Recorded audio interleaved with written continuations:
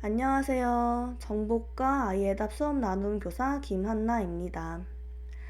오늘 우리가 함께 살펴볼 주제는 내추럴 인터랙션입니다. 학습 목표 및 내용입니다. 학습 목표는 뒤에서 제가 말씀드릴 액추아 AI 교육 모형에서 내추럴 인터랙션에 대해 설명할 수 있다. 생성형 AI의 수업 적용 방안에 대해 설명할 수 있다입니다. 제가 앞에 말씀드린 액추아 모형입니다. 이 프레임워크에는 주제가 총 6가지가 나와 있는데요. 그 중에서도 오늘 우리가 살펴볼 주제는 바로 Natural Interaction, 즉 자연스러운 상호작용 부분입니다. 원문이 영어로 되어 있어 한글로 번역을 해보았습니다. 빅 아이디어를 살펴보면 AI와 인간 사이의 상호작용은 인간과 인간 사이의 의사소통을 모방한다 라는 것이고요. 이 주제를 위해서 저희가 조사해 봐야 될 부분은 기계와 인간의 상호작용은 어떤 모습일까? 기계는 자연어를 어떻게 이해하는가? 감성 컴퓨팅이란 무엇인가? 그리고 의식이란 무엇인가? 입니다. 여기서 나온 감성 컴퓨팅의 개념을 좀 더 살펴보겠습니다. 감성 컴퓨팅이란 인간의 감성을 인지, 해석, 처리할 수 있는 시스템과 장치를 설계하는 것과 관련된 인공지능을 연구하고 개발하는 분야라고 위키백과에 나와 있었는데요. 즉, 인간의 감성을 이해하는 컴퓨터의 능력, 그것을 설계하는 분야라고 생각하시면 될 것 같습니다. 핵심 커리큘럼 연결을 보겠습니다. 이 자연스러운 상호작용이라는 주제를 학습하기 위해 액추아에서는 총 3가지 분야에 대해서 이야기를 하였는데요. 먼저 과학입니다. 과학 분야에서는 신경과학, 특히 지능, 의식과 관련된 연구를 하고 또 생명체가 지능을 나타내는 방법에 대해 공부를 합니다. 그리고 언어 분야에서는요, 컴퓨터가 우리 인간이 말하는 이런 자연어를 잘 처리할 수 있도록 의미로운 의사소통, 언어 모호성에 대해 학습을 합니다. 그리고 사회복지 분야인데요. 저희가 의사소통을 함에 있어서 이렇게 언어적인 부분은 생각보다 되게 작다라고 합니다. 언어적인 부분 외에도 비언어적, 반언어적 표현들이 많이 소통에 관여가 된다고 하는데요. 이러한 비언어적 의사소통에 대해서 연구하고 학습을 합니다. 그리고 이를 진행하기 위해 학습자의 단계별로 할 수 있는 내용을 제시하였는데요. 초보자와 입문 단계에서는 언어적, 비언어적 의사소통 단서를 식별하는 작업을 합니다. 그리고 도제 단계에서는요, 작업에 대한 인공지능과 인간의 성과 비교를 해봅니다. 그리고 실무자 단계에서는 이를 바탕으로 챗봇을 구축해보는 작업을 하고요. 그리고 마지막으로 전문가 단계가 되면 언어의 모호성을 식별하고 토론하는 의식을 가지게 됩니다. 네, 이렇게 해서 액추아의 내추럴 인터랙션 모형을 말씀드렸는데요. 이 내추럴 인터랙션을 가장 잘 나타낼 수 있는 게 바로 챗봇입니다. 선생님들 챗 GPT에 대해서 정말 많이 들어보셨죠? 네, 이 챗 GPT는 일종의 생성형 인공지능이고요. 그 중에서도 챗봇 기반의 생성형 인공지능입니다. 생성형 인공지능의 개념에 대해서 좀 더 자세히 살펴보겠습니다. 우선 인공지능이라는 큰 틀 안에 머신러닝 그리고 딥러닝이 있고요. 이 딥러닝을 기반으로 해서 무언가를 만들어내는 생성해내는 그런 인공지능을 생성형 인공지능이다 라고 이야기를 합니다. 이전까지는 인공지능의 기능이 크게 2가지로 분류가 되었는데요. 우선 판단 기능입니다. 개고양이 사진을 주어졌을 때 인공지능이 어떤 게 개고 어떤 게 고양이인지 이렇게 판단하고 분류하는 그런 기능을 가지고 있었고, 또 하나는 예측 기능인데요. 온도에 따른 레모네이드 판매량을 주어졌을 때 특정 온도에서 판매량이 얼마가 될지 예측하는 그런 기능이 있었습니다. 그런데 생성형 인공지능이 등장하면서 이제는 인공지능이 생성이라는 또 다른 기능을 가지게 되었다. 텍스트나 이미지 혹은 음성 같은 그런 인풋을 주어졌을 때 굉장히 많은 다양한 아웃풋을 내게 됩니다. 이렇게 생성하는 인공지능을 바로 생성형 인공지능이다 라고 이야기를 할 수가 있는 것이죠. 그 중에서도 가장 대표적인 건 제가 앞서 말씀드린 챗 GPT일 것입니다. 챗 GPT 이미 많이 사용해 보셨을 것 같은데요. 챗 GPT라는 이름의 의미에 대해서 좀 살펴보겠습니다. 챗 GPT에서 우선 챗이라는 것은 채팅하다, 대화하다 라는 의미를 가지고 있고, GPT는 Generative Pre-trained Transformer의 약자입니다. 여기서 말하는 이 트랜스포머라는 것은요, 구글이 개발한 자연어 처리 모델인데요. 제가 오른쪽에 띄워드린 이 모델을 이야기합니다. 이 모델을 가지고 오픈 AI사에서 이 챗 GPT를 만들게 되는데요. 프리트레인드라는 거는 사전 학습된 이라는 뜻으로 챗 GPT의 경우는 2021년까지의 데이터를 학습했습니다. 따라서 2022년과 2023년에 대한 질문을 하면 원하는 답변을 얻기가 어렵습니다. 그리고 generative라는 거는 생성하다라는 의미를 지니고 있습니다. 따라서 챗 GPT라는 것은 자연어 처리 모델을 활용한 사전 학습된 생성형 챗봇 AI라고 생각하시면 되겠습니다.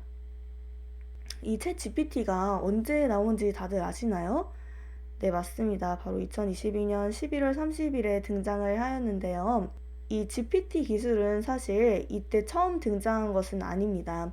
제가 앞서 말씀드린 그 구글의 자연어 처리 모델인 트랜스포머는 2017년에 개발이 되었고요. 이 모델을 토대로 오픈 AI사에서는 2018년부터 GPT 모델을 꾸준히 개발해오고 있었습니다. 그러나 예전에는 지금처럼 이렇게 큰 허들을 불러일으키진 못했는데요.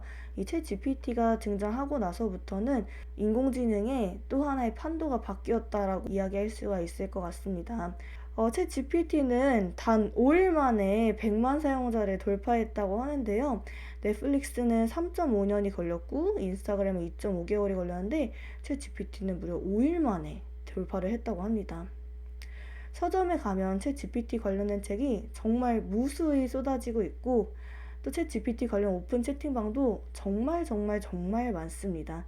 각기 다른 목적으로 챗 GPT를 활용하는 모습을 볼 수가 있는데요.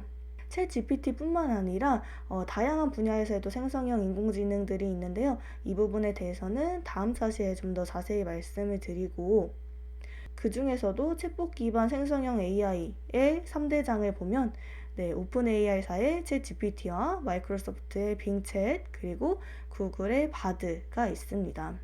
그리고 우리나라 기업에서 한글에 최적화된 모델을 만들겠다라고 이야기하며 네이버에서는 최근에 하이퍼클로바 X를 발표하기도 하였습니다. 네, 이렇게 해서 챗봇 기반 생성형 인공지능에 대해 말씀을 드렸는데요. 이제 챗 GPT를 활용하는 다양한 방법에 대해서 말씀드릴게요.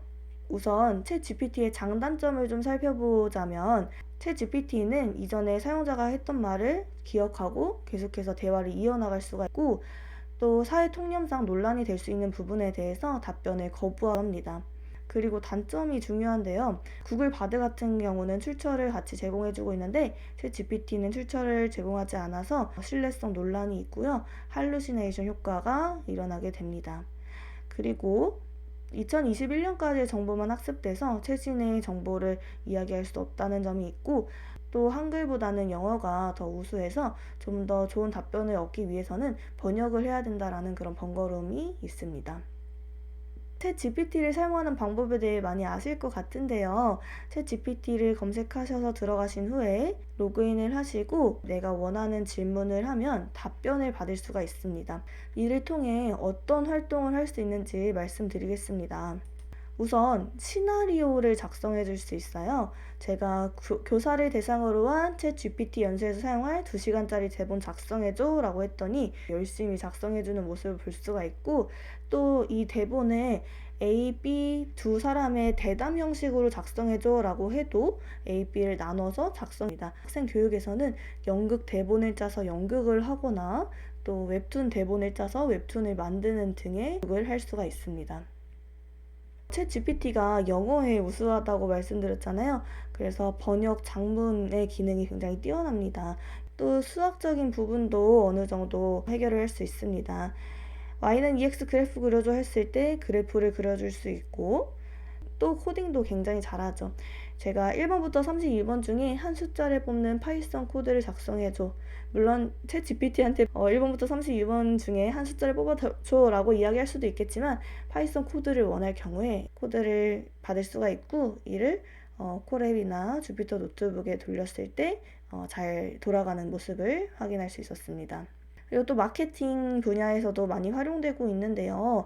제품 소개글을 적어달라 했을 때 어떤 제품을 원하냐, 제품의 특징도 이야기해달라고 이야기했고, 핸드크림 부드럽고 촉촉함 향기가 남이라고 이야기했을 때 해당 제품의 설명을 이렇게 해주는 걸 볼 수가 있습니다.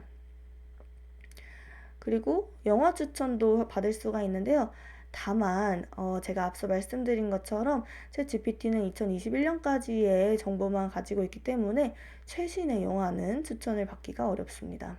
한 달에 한 번씩 저희가 하게 되는 게 있죠. 담임 선생님들께서는 아이들의 자리를 바꿔주셔야 되는데요. 그전에는 이렇게 프로그램을 사용해서 자리를 많이 바꿨었다라면 챗 GPT한테 직접 자리를 바꿔달라고 이야기할 수도 있습니다. 1번부터 32번까지의 학생의 자리를 몇 열 몇 줄로 배치해줘 무작위로 라고 이야기를 한 것이고요. 또 다이어트 식단도 짜주게 되는데요. 한 달 동안 다이어트를 진행할 건데 칼로리를 포함해 일주일치 식단을 짜줘. 그리고 표를 그려줘 라고 했을 때 자세히 그려주게 되었습니다. 챗 GPT가 그림 그릴 수 있을까요? 네, 그림은 아직 그릴 수가 없는데요. 다만 아스키 테이블을 이용하면 그림을 그릴 수가 있습니다. 아스키 코드에 있는 문자를 활용한 그림인데요. 대표적으로 이런 것들이 있습니다. 저희가 문자 시대에 많이 사용하던 그런 이모티콘들인데 이런 그림을 바로 아스키 아트라고 하는데요. 강아지와 고양이 아스키 아트를 그려달라 했을 때 그려주는 모습을 확인할 수 있었습니다. 챗 GPT한테 물어볼 때는 구체적일수록 좋습니다. 테슬라의 판매량을 알려줘 라고 이야기했을 때 일목요연하게 나타내지지 못했는데 얘를 분기별로 언제부터 언제까지 알려줘 라고 했을 때 한눈에 보기 좋게 표현하는 것을 볼 수 있었습니다. 그리고 이번엔 제가 맛집 추천을 받아봤어요. 충남 천안시 두정동 맛집 추천해줘 라고 이야기했는데요. 4가지 정도의 맛집을 이야기해줬습니다. 그런데 제가 두정동에 살고 있거든요. 제가 웬만한 맛집은 알고 있을 텐데 여기 보이는 이 맛집들이 한 번도 본 적 없는 맛집인 거예요. 그래서 제가 네이버에 검색을 해봤더니 네, 역시나 없는 곳을 소개해 주었습니다. 이 중에서 한 식당의 주소를 알려달라고 해봤어요. 그랬더니 충남 천안시 동남구 두정동 어쩌고 이렇게 이야기를 하는데요. 일단 두정동은 동남구가 아니라 서북구거든요. 가짜 주소까지 이야기하는 걸 볼 수가 있습니다. 네, 이런 효과를 바로 할루시네이션 효과라고 하는데요. 우리나라 말로 환각, 환영, 환청입니다. 인공지능이 맥락과 관련이 없거나 사실이 아닌 내용을 마치 옳은 것처럼 이야기하는 현상을 이야기하는데요. 이렇게 할루시네이션 효과로 논란이 많다 보니 최근에는 답변이 수정된 걸 볼 수가 있습니다. 최근에 다시 맛집 추천을 받아보니까 총 5개를 이야기해줬고 5개 중에 2개는 있는 곳이었고 3개는 없는 곳이었습니다. 그러면서 덧붙인 이야기가 자신은 2021년까지의 정보만 알고 있어 현재는 2023년이므로 변동된 사항을 알려드릴 수 없으니 해당 웹사이트나 전화를 통해 문의를 해봐라 라고 이야기하고 있습니다. 네, 할루시네이션 효과의 대표적인 사건이죠. 세종대왕 맥북 던진 사건인데요. 이름만 들어도 너무 웃긴 사건입니다. 챗 GPT한테 조선왕조실록에 기록된 세종대왕의 맥북 프로 던진 사건에 대해 알려줘 라고 이야기했는데 답변으로 세종대왕이 훈민정음의 초구를 작성하던 중 문서 작성 중단에 대한 담당자에게 분노해서 맥북 프로를 던졌다. 네, 정말 말도 안 되는 이야기인데 있는 것처럼 이야기를 참 잘하죠. 이 부분에 대해서도 또 논란이 있어서 최근에 이렇게 답변이 개정이 또 되었는데요. 이는 판타지나 재미 요소로 만들어진 이야기이며 맥북 프로를 던진 사건은 실제 기록으로 확인되지 않는다라고 하고 있습니다. 이처럼 계속 논란이 발생할 때마다 답변이 개선되는 걸 볼 수가 있는데요. 저는 이런 부분을 보면서 챗 GPT가 왜 나이 제한이 있는지 알겠다. 저희 같은 경우에는 이 사건이 당연히 있을 수 없는 일이고 말도 안 되는 사건이라는 걸 잘 알지만 어린 학습자의 경우 챗GPT의 말을 그대로 믿을 가능성이 있습니다. 즉 진위 여부를 판단할 수 있는 능력이 아직까지는 가지고 있지 않기 때문에 이런 부분이 좀 위험하다라고 할 수가 있고요. 네, 챗GPT가 점점 발전하고 있다고 이야기를 했죠. 시대 개념이 추가된 걸 볼 수가 있는데요. 김구와 트럼프의 한미 정상회담에서 만난 사건을 설명해줘라고 했을 때 예전 같았으면은 당당하게 있는 것처럼 이야기를 했을 텐데 요즘에는 김구는 어느 시대 사람이고 트럼프는 어느 시대 사람이기 때문에 이 둘은 만날 수 없다라는 식으로 이야기를 하는 걸 볼 수가 있습니다. 또 유명한 사건입니다. 구글 바드에게 독도 관련된 질문을 한 것인데요. 일단 우리나라 말로 독도는 어느 나라 땅이냐라는 질문을 했을 때 독도는 한국 고유의 영토이며 일본이 1905년 독도를 불법적으로 편입하고 있으나 이는 국제법에 위배되는 행위다라고 이야기를 하는 걸 볼 수 있는데요. 똑같은 질문을 일본어로 물어보았는데 일본어로 했을 땐 다케시마는 역사적으로나 국제법상으로 일본의 고유 영토라고 이야기를 하며 한국이 1952년 다케시마에 해양 경찰대를 파견한 이래 불법 점거를 하고 있다라고 이야기를 하는 것입니다. 그리고 같은 질문을 영어로도 물어보았는데요. 이 섬은 한국과 일본 사이에 오랫동안 분쟁이 일어나고 있는 중이다라고 이야기를 하였습니다.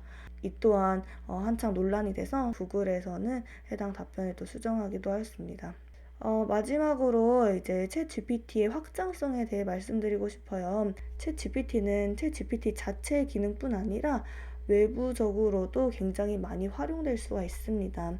챗 GPT를 활용한 다양한 사례인데요. 카카오톡 채널에서 활용할 수 있는 아수거, 그리고 PDF와 연결짓는 챗 위드 PDF, 그리고 번역을 할 수 있는 딥L 같은 것들이 있고요. API뿐만 아니라 다양한 확장 프로그램도 제공하고 있습니다. 제가 아까 2021년까지의 정보만 가지고 있다고 했는데 챗 GPT for Google이라는 확장 프로그램을 추가하면은 현재의 정보를 구글 검색을 통해서도 또 알 수가 있는 기능이 있고요. 또 앞서 영어가 더 우수한 답변을 내놓는다고 했잖아요. 프롬프트 지니라는 또 확장 프로그램을 사용하면 자동으로 영어로 번역을 해주는 그런 기능을 가지고 있습니다. 네, 지금까지 내추럴 인터랙션이란 주제에 대해서 이야기를 드렸는데요. 선생님들께 도움이 되었으면 좋겠고, 저는 다음 강의에서 찾아뵙도록 하겠습니다. 감사합니다.